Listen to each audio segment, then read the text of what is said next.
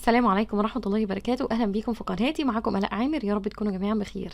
النهاردة بصوا حبيت أعمل معاكم فيديو مقارنة ما بين الميكروويف وكمان القلاية الهوائية.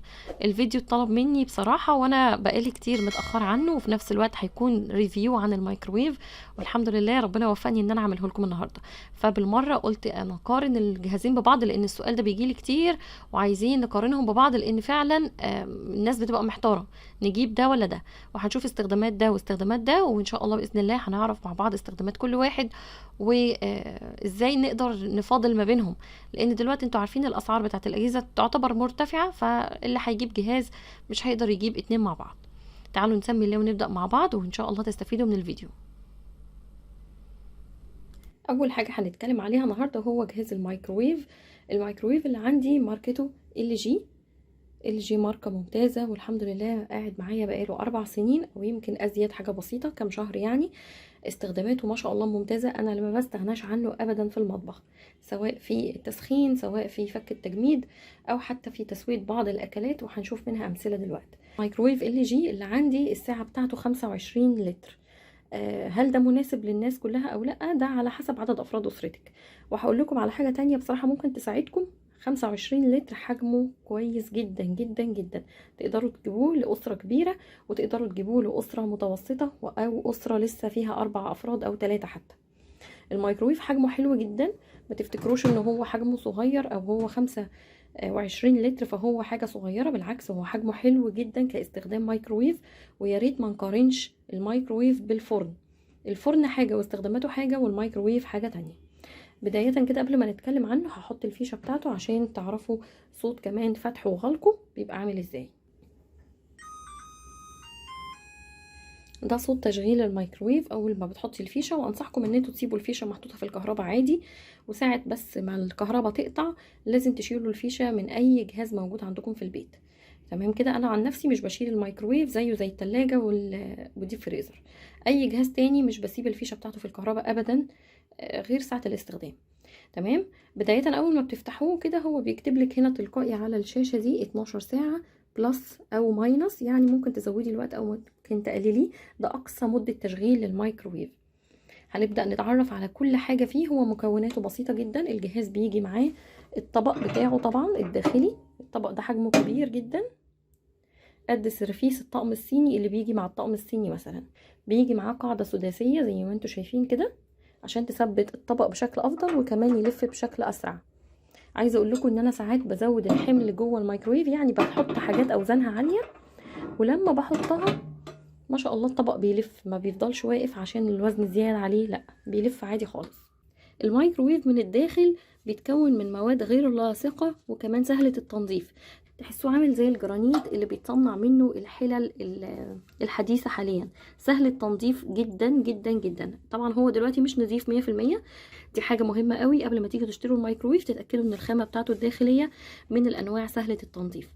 هنا في فتحات خروج الموجات، في فتحة هنا وفي فتحة هنا، وكمان في فتحة بالطول ده من جوه. هي دي، شايفين الفتحة دي؟ هي دي. تمام كده.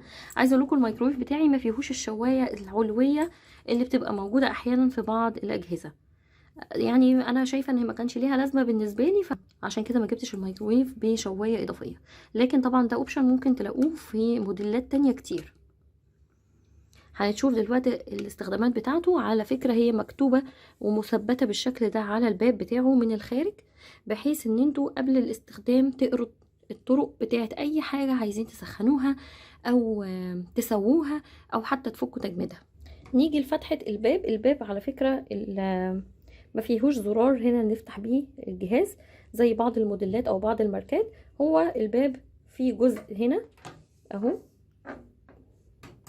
بتستخدميه في انك تزقي الباب عليكي. تاني هقفله، هو بيتقفل بالضغط.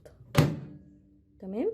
عشان تفتحيه انا بحط صوابعي دي وبسند بصبعي ده هنا، وبيفتح معايا تلقائي عادي جدا. تمام كده. بالنسبة للضمان بتاع الميكروويف، عندي هنا ضمان 10 سنين سمارت انفرتر زي ما انتوا شايفين كده. 10 سنين ضمان على جهاز الميكروويف من LG.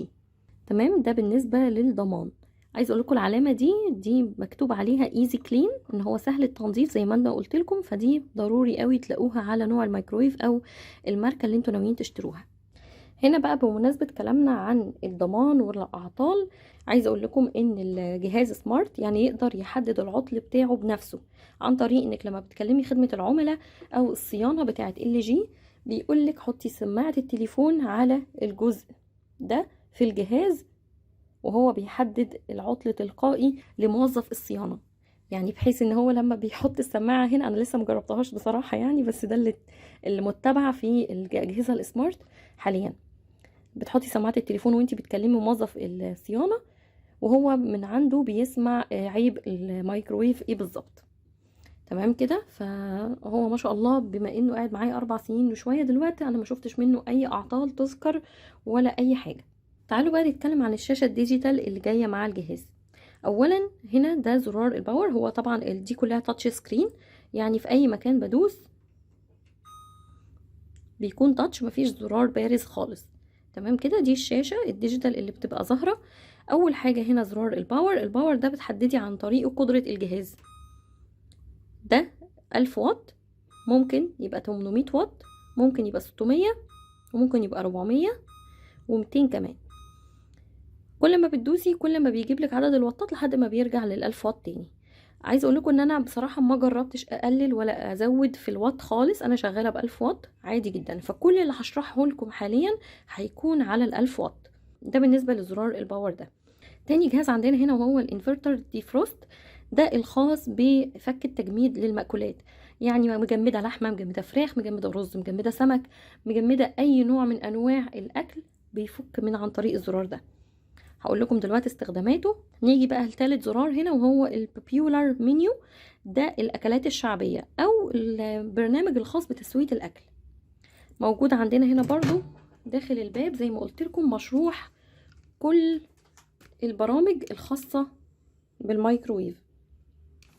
انا حقيقه يعني البوبيولار منيو انا ما استخدمتهوش يعني تقريبا ما استخدمتهوش عشان اكون صريحه معاكم، لان انا ما بسويش الاكل في المايكرويف غير بعض الاكلات البسيطه اللي زي ما قلت لكم هتشوفوها معايا، اكتر من كده لا. لكن في هنا تسويه اكلات كامله متكامله، حتى في الكتالوج بتاعه هوريه لكم، في كتاب وصفات مخصوص للمايكرويف تقدروا تتبعوه لو حابين تنفذوا وصفه معينه. رابع تاتش هنا معانا وهو الانفرتر كوك، ده مسؤول عن بعض الحاجات اللي ممكن نعملها، اللي هو زي تليين الاكل. لو في عندك حاجه عايزه تتلين، يعني زبده مثلا ماسكه نفسها فانت عايزاها تبقى لينه، تمام، في برنامج للزبده، في برنامج للجبنه الكريمي تبقى كريمي اكتر معاكي، في برنامج للمثلجات، في برنامج للشوكولاته تسيحيها ازاي، وفي بقى اعاده تسخين. يعني برضو الانفرتر كوك ده مخصوص لاعاده التسخين، زي الاكلات اللي هي مثلا الفايضة عندك او الاكل البايت، طبق العشاء عندك مثلا قطعة كيك، قطعة بيتزا، قطعة مافن، طبق رز، طبق خضار، الكلام ده كله، كل ده عن طريق الزرار ده. هنشرح كل حاجة بالتفصيل. زرار الماينس والبلس دول مسؤولين عن تزويد او تنقيص الوقت اللي بتستخدميه في تسخين او فك التجميد، خلاص كده، او حتى تحديد الكيلوات اللي هتقدري تشتغلي بيها في الميكروويف من حيث وزنها في فك التجميد مثلا. خلاص كل ده هنشوفه عملي عشان برضو الكلام مش هيكون موضح قوي. الستوب او كانسل ده عشان توقفي الميكرويف، مثلا افترضنا ان انت عملتيه على دقيقه فاكتفيتي ب40 ثانيه بس، بتعملي ستوب. تمام. ستارت بحيث ان انت تدوسي عليه. طبعا هو هنا كاتب لي دور، يعني لازم اقفل الباب عشان ياخد الامر. انا بقول لكم مثال ان انت مثلا ستارت ده لما بتدوسي عليه، لو تاخدوا بالكم هنا مكتوب 30 ثانيه. ستارت ده معناها 30 ثانيه. فانت دلوقتي لو ما اخترتيش اي برنامج، هو انا هقفل الباب وهدوس ستارت من غير ما اختار اي برنامج خالص، من نفسه الجهاز هيشتغل على 30 ثانيه اهو. بدأ يعد تنازلي 29 28 وهكذا. تمام. هنيجي ندوس ستوب دلوقتي عشان هو شغال فاضي. تمام بس كده. فعايزه اقول لكم ان انت لو دوستي ستارت وشغل 30 ثانيه وانت عايزه 30 ثانيه كمان، فانت ممكن تعمليهم دقيقه من خلال الضغط على الستارت وتزودي من البلس او تقللي من الماينس. زي ايه مثلا؟ اهو هنقفل هختار دلوقتي ان انا ادوس ستارت، بس انا مش عايزه 30 ثانيه زي ما مكتوب، انا عايزاهم 60، فهدوس مرتين على الستارت. بصوا كده بقت دقيقه وبدات تعد تنازلي من 59. تمام. عايزه دقيقه ونص تدوسي في اي وقت ستارت تاني، هيزود لك 30 ثانيه تاني اثناء ما هو شغال. والله انا لقيت ان الوقت معايا لا، عايزه انقص منه، فهندوس ماينس. الماينس بينزل معايا 10 ثواني.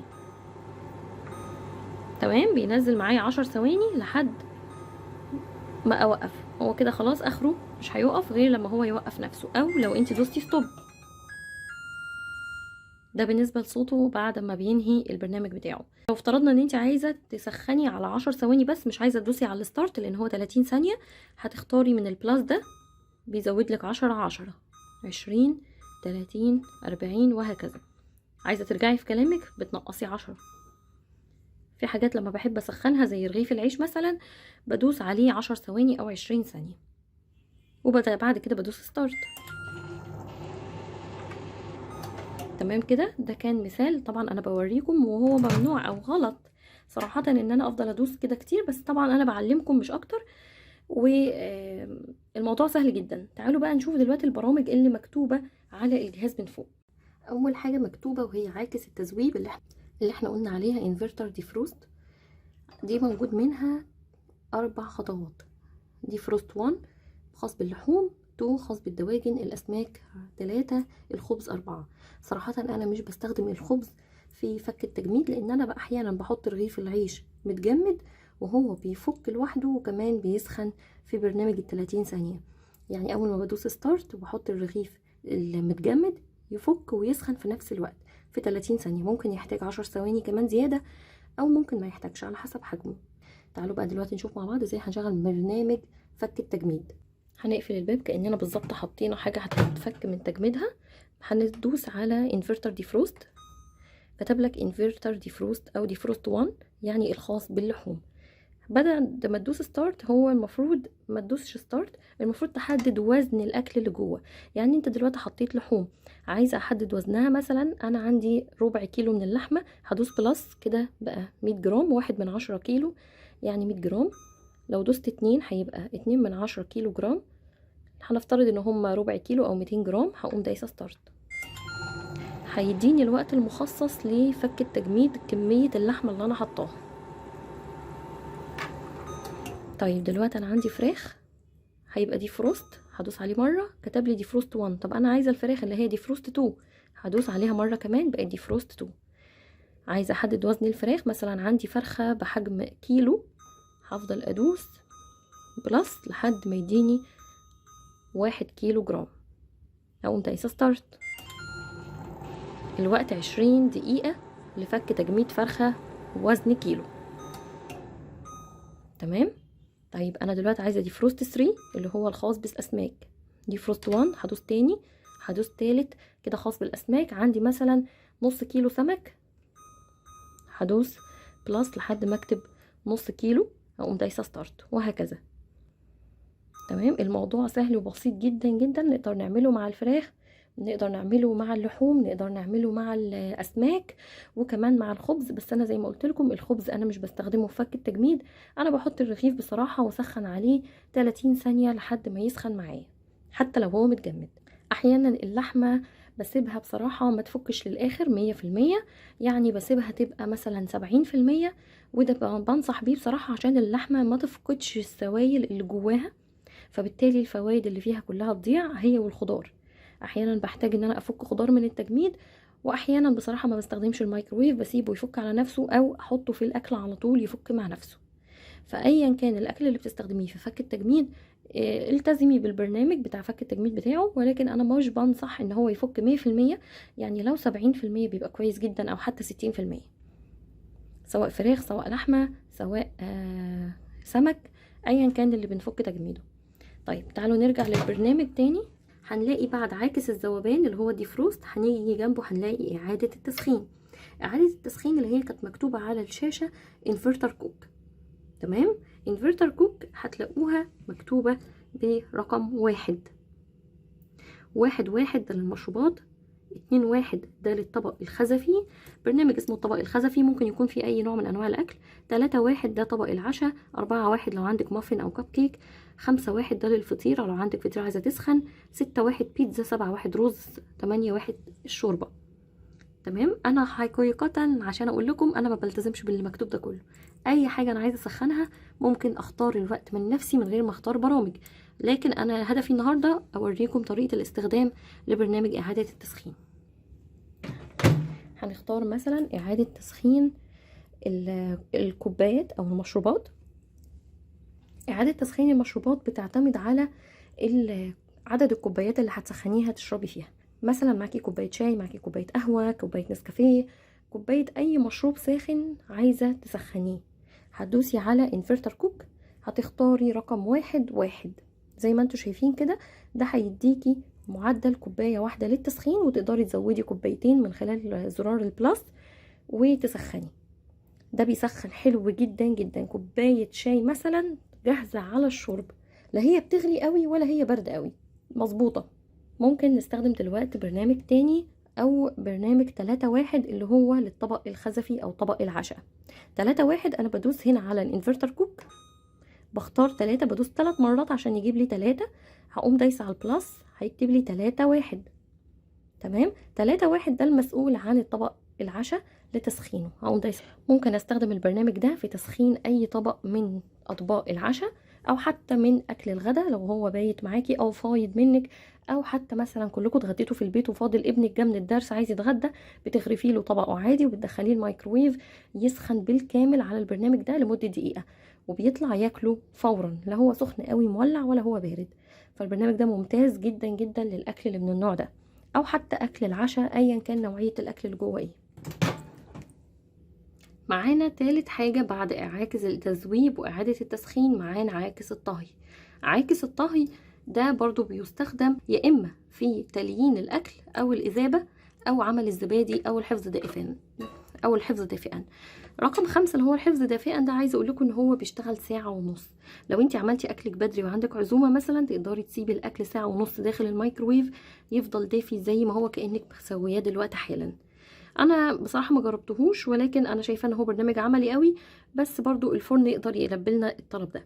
طيب الزبادي، برنامج الزبادي برضو انا جربته معاكم قبل كده وبصراحه ممتاز وبيعمل زبادي سريع جدا، تقدروا تستخدموه في التدبيلات، تقدروا تستخدموه في عمل زبادو مشروب سريع، تقدروا كمان تستخدموه في اكل الزبادي العادي، بس هو عيبه انه بيطلع ميه كتير مع الزبادي، يعني بيطلع شرش كتير. لو مش فارق معاكي الموضوع ده هيطلع معاكي زبادي كويس جدا. تمام. بالنسبه بقى لعاكس الطهي عندنا التليين والاذابه. الاذابه ممكن تذوبي بيه الزبده، ممكن تدوبي بيه الشوكولاته. لو الزبده انا بفضل ان انا اسخنها على 30 ثانيه، كل 30 ثانيه بقلبها واشوفها فكت ولا لا او ساحت ولا لا، بس لازم اكون حريصه لان الزبده بالذات لو سخنت بزياده جوه الميكروويف بتطرطش من جوه، بتعمل يعني كارثه، بتخلي الدهون تنتشر في كل انحاء الميكروويف، فطبعا بيبقى محتاج تنظيف. لكن لو انتبهتي على الزبده بالذات مش هيجرى حاجه خالص. اهم حاجه بقطعها صغير عشان تسيح بسرعه. اما الشوكولاته برضو بحب ان انا اسخنها او اسيحها على 30 ثانيه، وكل 30 ثانيه بطلعها اقلبها بالمعلقه ارجعها تاني لحد ما اتاكد ان كل قطعه فيها ساحت، ما فيهاش كتل ولا قطعه متجمده. ولكن مع ذلك هي ليها برامج، يعني بصوا 3-3 ده ممكن تشغلوه يسيح لكم الشوكولاته ايا كان حجمها، وبالتالي الزبده 1-3. 2-3 ده لو عايزه تسيحي جبنه. نيجي بقى للتليين. التليين ده لو عايزه زبده تكون طريه بحراره المطبخ، مثلا انت حطاها في التلاجة والوصفه محتاجه زبده بحراره المطبخ، بتحطيها على برنامج 1-2 ده بيلين الزبده مش بيخليها سايحه. لو عندك جبنه كريمي برضو عايزاها تلين، عايزه تطلعيها من التلاجة وتبقى لينه بحراره المطبخ، برضو بتدوسي على برنامج 2-2. والمثلجات نفس الكلام 3-2. انا كل ده بصراحه مش بجربه قوي، يعني بشتغل بالستارت 30 ثانيه في 30 ثانيه في اي حاجه بتسخنلي وبتأدي الغرض. نيجي بقى لاخر حاجه وهي قائمه الاطباق الشعبيه اللي هي البوبيولار منيو اللي قلت لكم عليها، دي اللي بتسوي الاكل بالكامل من اوله لاخره. اول حاجه هي ورق العنب، ومعانا الكبسة، رز بالحليب، رز بالزعفران، شوربة بالبصل الفرنسية، خضار بالفرن، سباكيتي بولوني، والطماطم المحشية، وكمان الكسكسي وفوفو إدام الدقيق تقريبا، دي حلاوة الدقيق. وفي الرز الأحمر البحري، وميني باب أو الدقيق المهروس برضو معرفهاش، وفي شوربة الدجاج ودجاج بالكاري، والحبار المقلي مع بودرة الكاري، وبرياني. كل ده انا ما جربتهوش وما عنديش فضول ان انا اجربه وما عنديش استخدام ليه بصراحة. يعني الميكرويف بالنسبة لي استخداماته مش للطهي الا في بعض الحاجات اللي هنذكرها دلوقتي. تعالوا نتكلم عن الاواني اللي مسموح تدخل الميكرويف والاواني الغير مسموح بدخولها الميكرويف. الموضوع ده عليه جدل كبير، يعني في ناس بتبقى محتارة ومش عارفة ايه المناسب للميكرويف، وبتبقى عندها اعتقاد ان في حاجات معينة لازم تشتريها لدخول الميكرويف. هقول لكم حاجات كتيرة جدا موجودة في كل البيوت نقدر ندخلها واحنا مطمنين، وفي حاجات لو بعدنا عنها خلاص الموضوع بقى بسيط. اول حاجة من الحاجات المسموح بيها وهي الازاز. الازاز اللي بيتحمل دخول الميكرويف دايما هتلقوا عليه علامة الميكرويف من تحت. هحط لكم العلامة لان على الاطباق ما بتبقاش باينة قوي في التصوير الكاميرا، بس هحسب لكم العلامة بيبقى مرسوم عليها ميكرويف من تحت. الازاز العادي بس يكون لو انت هتسخني فيه اكل بسيط، اي ازاز هيستحمل معاكي دخول الميكرويف. يعني لو هتسخني 30 ثانية او دقيقة او دقيقة ونص. ايه تاني مسموح؟ وهو البورسلين. البورسلين اللي زي كده ده بورسلين بيتحمل الحرارة، ما هواش طبق صيني، هو طبق بورسلين موجود برضو بكذا شكل في البيوت. الرسمة اللي عليه دي باللون الاسود ما فيهاش اي مشكلة، زي ما عملنا كده كيك المج فيها في الميكرويف دخلت عادي ما حصلهاش اي حاجة، حتى دخلت كمان القلاية. فخلي بالكم القلاية لازم يدخلها حاجات تنفع تدخل الفرن، فالبورسلين ده حراري ينفع يدخل الفرن، فبالتالي بيدخل الميكرويف عادي. وفي نفس الوقت خلينا متفقين ان مش كل اللي بيدخل القلاية الهوائية ينفع دخله الميكرويف، لان الاطباق المعدنية ممكن تدخل القلاية لكن ما ينفعش تدخل الميكرويف ابدا. خلاص كده. ايه تاني ممكن يدخل الميكرويف؟ البلاستيك الخاص بالميكرويف. طبق زي ده بيبقى نوع البلاستيك بتاعه ممتاز، وفي نفس الوقت مكتوب عليه من ورا العلامة بتاعة الميكرويف، فما ببقاش قلقانة. ولكن عايز اقول لكم برضه على نصيحة، يفضل نستبعد البلاستيك في تسخين الاكل او دخوله الميكرويف. مهما كان نوعيته كويسة فاحنا ممكن يبقى عندنا بدايل تانية احسن من البلاستيك. ايه غير البلاستيك؟ البايركس العادي، الصواني البايركس، الطباق البايركس الشفافه اللي بتدخل الفرن، القوالب بتاعه الكيك البايركس، اي حاجه بايركس بتدخل الفرن ممكن تدخل الميكرويف. اهم حاجه ما يكونش عليها رسومات ولا كتابه بالذهبي ولا بالفضي، تبقى ساده وشفافه زي ما انتم شايفين كده. ايه كمان؟ ده نموذج تاني للطباق الصيني. الطباق الصيني او البورسلين برضو الصيني لو عندك ساده بالشكل ده ما فيهوش نقشه من بره ولا من جوه، كتابه عاديه بالاسود تمام. لو عليه نقوشات ذهبي زي الطبق ده ما ينفعش. شايفين كم من النقوشات الذهبي والرسومات اللي عليه تمنعه من دخول الميكرويف، عشان ده هيكون خطر على الموجات اللي جوه. خلاص، يبقى ده ما ينفعش، ده ينفع عشان ده سادة. ايه تاني ممكن يدخل الميكرويف؟ هو الفخار. الفخار من الحاجات الامنه جدا في دخول الميكرويف ايا كان حجمها وشكلها. برام الرز العالي، صينيه البرام، طواجن الام علي الصغيره، اطباق او طاسات فخار زي دي، فنجان فخار، اي حاجه فخار بتدخل الميكرويف ما فيهاش اي خطوره. في حاجات استخدامها مره واحده تنفع دخول الميكرويف زي الطبق البلاستيك ده. شايفين الاطباق البلاستيك دي بتتجاب من السوبر ماركت او من كارفور او من اي مكان هايبر كبير، او من عند محلات الطباق والبلاستيكات اللي هم بتوع استخدام المره الواحده. بيبقى عندهم اطباق خاصه بالميكرويف ليها غطا مخصوص بتاعها، دي بتعملي فيها وجبه مره واحده وتدخليها الميكرويف تسخن، ولكن استخدامها استعمال مره واحده. تمام. دي برضو انا بقول لكم عليها، ولكن انا ما بفضلهاش عشان هي في الاخر بلاستيك. حبيت برضو انوه عنها عشان دي امنه في الميكرويف، برضو ممكن تكون مسعفه لبعض الناس. اما دي قوالب فويل، دي بقى اللي ممنوعه في الميكرويف. تمام. فانتوا لو عايزين تجيبوا حاجه استعمال مره واحده، جيبوا النوعيه دي الخاصه بالميكرويف، بيكون ليها غطا. اما النوعيه دي ابتعدوا عنها تماما تماما. طبعا كمان من الحاجات الممنوعه من غير كلام وهي المعادن، اي معدن باشكاله وانواعه، يعني حله بقى، لبانه، طاسه، كوبايه، اي معدن ممنوع في الميكرويف، اي معدن باشكاله كلها. طبعا بخلاف ورق الفويل. ورق الفويل طبعا ممنوع منعا باتا برضو في الميكرويف. حاجه كمان عايزه اقول لكم عليها، اي كوبايات، اي مج، تمام، اي مج زي كده، مج ساده عادي اهو، ما فيهوش اي مشكله، كتابه بالاسود من تحت، ما فيهوش حاجه، ده امن في الميكرويف. ده بورسلين وصيني في نفس الوقت، عادي بيدخل. لو عندك المج الازاز العادي اللي احنا كلنا عندنا في البيوت، عادي يدخل الميكرويف، تسخني بيه كوبايه الشاي، كوبايه النسكافيه، زي ما انت عايزه. في المج ده كمان، رغم ان هو عليه نقوشات، بس النقوشات اللي عليه مش ذهبي ولا سيلفر، ده برضو امن، ودخلته اكتر من مره جوه الميكرويف، الحمد لله ما جراش حاجه. رسومات عاديه، اهم حاجه ما يكونش لا بالذهبي ولا بالفضي. حاجه زي كده هي اللي ممنوعه. شايفين لما يكون حرف الطبق سوري، الكوبايه بتاعتك فيها ذهبي، شايفين ازاي؟ الذهبي ده هو اللي ممنوع في الميكرويف. وكمان لو مرسوم بالذهبي بالمنظر ده، ده برضو ممنوع في الميكرويف. بس اكيد كده فهمتوا قصدي من الاواني اللي تنفع والاواني اللي ما تنفعش.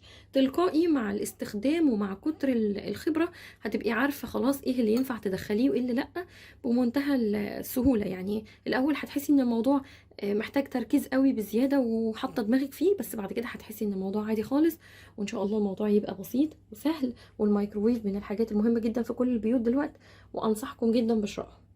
من الحاجات اللي انا حبيت اضيفها لكم كمان في بالنسبه لاستخدامات الميكروويف، ان انا بسخن فيه او بفك فيه تجميد حاجات كتيره جدا. زي ما اتفقنا بنفك اللحمه، الفراخ الكامله بالعظم، حتى لو عندك حاجه زي كده فول وفلافل اهو عاملاهم في البيت وبشيلهم في اكياس معاكم، برضو بفكهم قبل الاستخدام لو انا صحيت متاخر وعايزين نفطر بسرعه ومفيش وقت ان انا افك.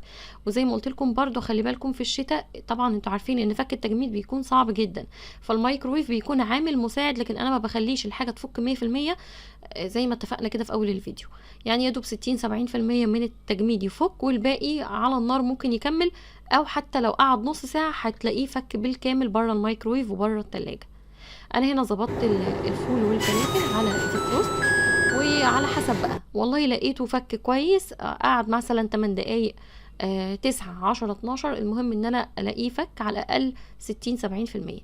بطلعه عادي واستخدم منه، بالذات الفول عادي بحطه على الطاسه على طول، ممكن يكمل فك في الطاسه. اما الفلافل لا، لازم تكون فكت 100%، لان انا بعيد ضربها تاني في الكبه، وبحط لها بقى الاضافات بتاعه البهارات والبيكنج باودر والحاجات دي، وبعد كده نبدا نشكلها.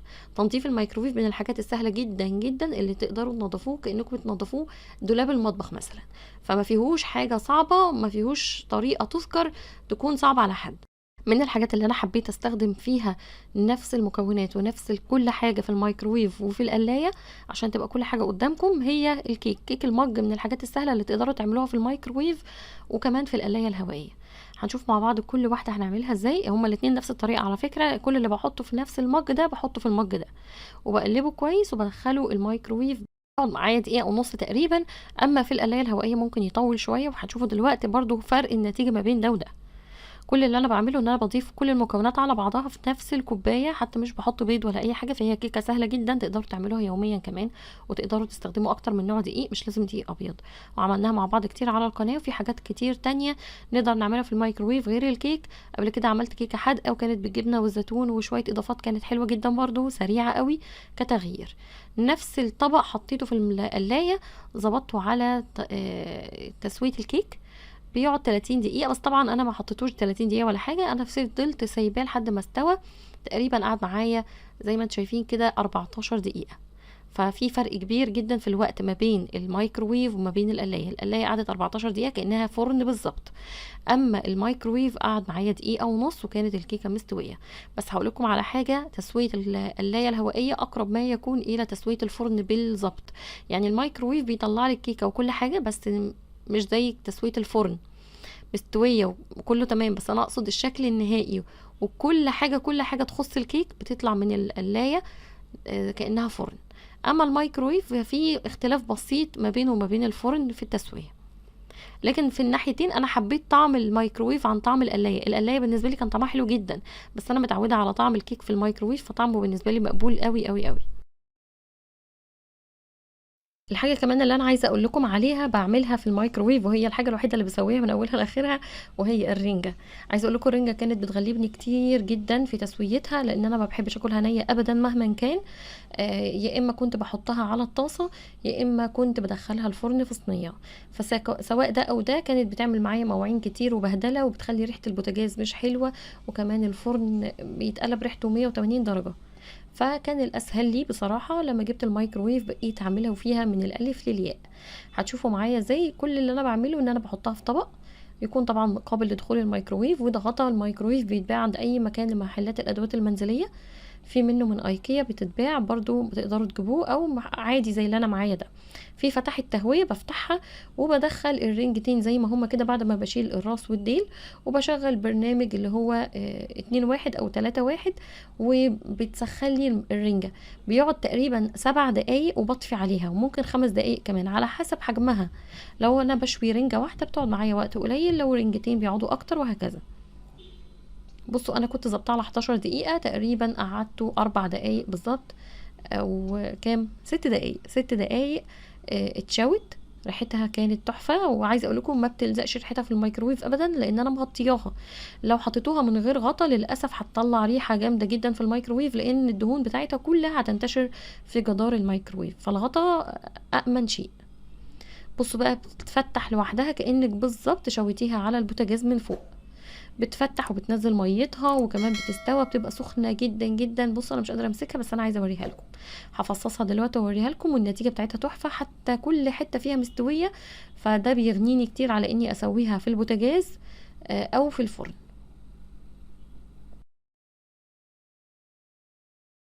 عايزه انوه على حاجه سريعه بالنسبه للقلايه الهوائيه، عليها جدال برضو، ناس كتير بتتكلم ان القلايه الهوائيه فيها اشعه او فيها موجات، عشان كده هي بديله للتحمير في الزيت. فده طبعا كلام غير حقيقي بالمره، ملوش اي اساس من الصحه. القلايه الهوائيه عباره عن جهاز فرن مزود بمروحه سريعه جدا في التشغيل، وفيها كمان لهب الكهربائي بالظبط زي اللي موجود في الفرن الكهرباء.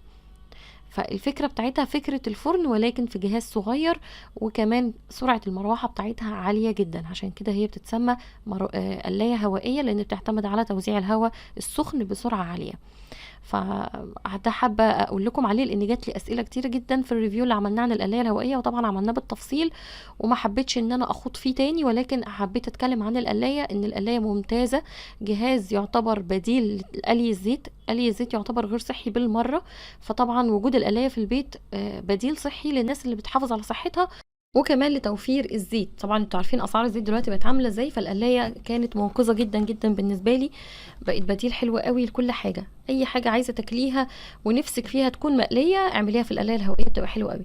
طب الناس اللي بتسال نشتري القلايه ولا الميكروويف، انا شايفه لو انت عايزه تعملي اكل وتسويه والقلي بتاعك عايزه تستغني عنه، فاشتري القلايه الهوائيه، لان استخداماتها متعدده جدا جدا جدا. تقدري تشوي فيها، تقدري تعملي فيها المقليات، وتقدري كمان تحمري فيها الفراخ المسلوقه، الممبار، حاجات كتيره جدا، وتقدري تسوي فيها الكيك. يعني بصوا البرامج بتاعتها كتيره جدا ومميزه قوي قوي قوي. ممكن كمان تسخني فيها الاكل البايت، وممكن كمان تعملي فيها اكلات سريعه. اما الميكروويف فانا زي ما قلت لكم استخداماته كلها باستفاضه، فهي اكترها تسخين وفك تجميد، بس مش اكتر ولا اقل. لكن تسويه لا، ما بيعتمدش الميكروويف على التسويه، ولا بعتمد عليه نهائي. الفرن الكهرباء حلو، الفرن قصدي البوتاجاز الغاز حلو قوي قوي قوي. القلايه الهوائيه بديله للقلي. فدي انا شايفاها تتجاب احسن. وطبعا برضو بيرجع لكل استخدامات بيت للتاني والفرد للتاني، فمش كل الناس زي بعضها، ومش كل الناس احتياجاتها واحدة. فتقدروا تفضلوا ما بين الجهازين، بما اني اتكلمت عنهم النهاردة هما الاتنين، فكل واحد يقدر يحدد كل امكانياته المادية، وفي نفس الوقت احتياجاته من ناحية الاستخدامات. يا رب يكون النهارده الفيديو عجبكم وكان فيه افاده بالنسبه لكم ولو بشيء بسيط. يا رب اكون قدرت اوصل لكم معلومه صغيره تكون مرجع ليكم لشراء اي جهاز من اللي احنا اتكلمنا عنهم النهارده. وطبعا احنا اتكلمنا عن القلايه الهوائيه باستفاضه كتير جدا في ريفيو خاص بيها عملناه من اكتر من سنه. هسيب لكم اللينك بتاعه في اول تعليق مثبت لو حابين ترجعوا له، او عشان تفضلوا ما بين الجهازين مع بعض باستفاضه اكتر. يا رب يكون النهارده فيديو عجبكم. ما تنسونيش من صالح دعائكم، وما تنسوش تعملوا لايك للفيديو وسبسكرايب للقناه لو اول مره تشوفوني. اشوفكم على خير باذن الله في فيديو جديد. مع الف سلامه حبايب قلبي.